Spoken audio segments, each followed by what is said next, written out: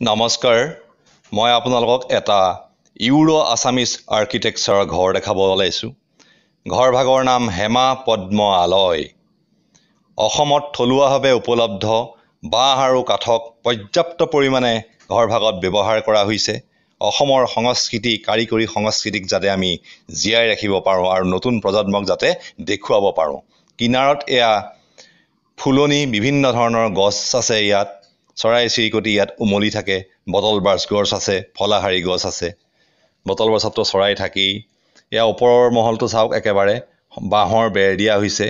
কিনাৰত এটা অংশ টাইলছ দিয়া হৈছে। এইটো মাজৰ অংশ। এটা কাঠৰ চিৰি আছে। চিৰিটোৰ ওপৰত মই অলপ পিছত কৈ আছোঁ। বেৰখন কিনাৰখন কাঠৰ দিয়া হৈছে আৰু তাৰ কিনাৰখন বাঁহৰ দিয়া হৈছে।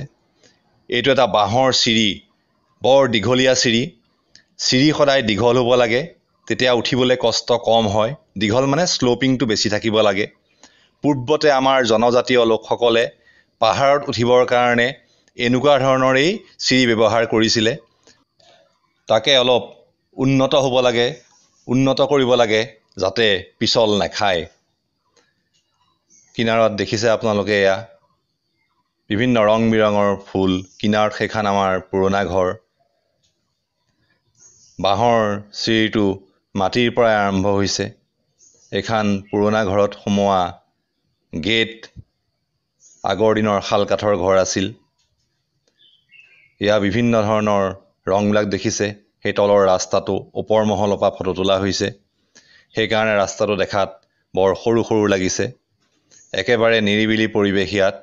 মানুহৰ বসতি পাতল।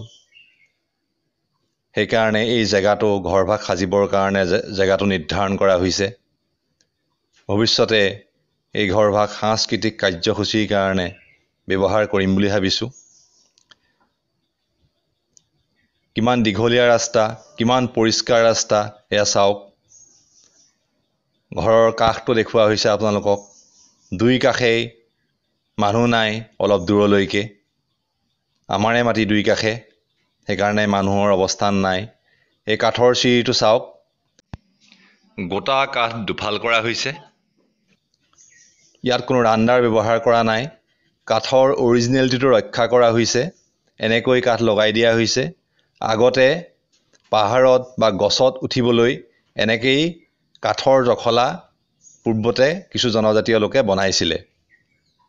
অসমৰ কাৰুকাৰ্য, অসমৰ কাৰিকৰী সংস্কৃতি, কাৰিকৰী শিল্প নতুন প্ৰজন্মই বুজি পাব লাগে। এয়া পিছফালটো সম্পূৰ্ণ বাঁহৰ বেৰ। তলৰ অংশ অৱশ্যে ইটা দিয়া হৈছে। এয়া চিৰিটো পিছ চাইডৰ পৰা দেখুওৱা হৈছে। এইখন চাহৰ টেবুল। বেৰখিনি সম্পূৰ্ণ বাঁহৰ। এইটো কাঠৰ চৌকেছ, তেনেই সৰু চৌকেছ এটা। দেখিবলৈ ভাল কাৰণে বনোৱা হৈছে। তলত এখন জোলনা ৰাখিছোঁ। জোলনাখন অৱশ্যে লোহাৰে। দুজনী ছোৱালী উমলি আছে। ধন্যবাদ ভিডিঅ'টো চোৱাৰ কাৰণে। আশা কৰোঁ অসমৰ নতুন প্ৰজন্মই আঁকোৱালি ল'ব।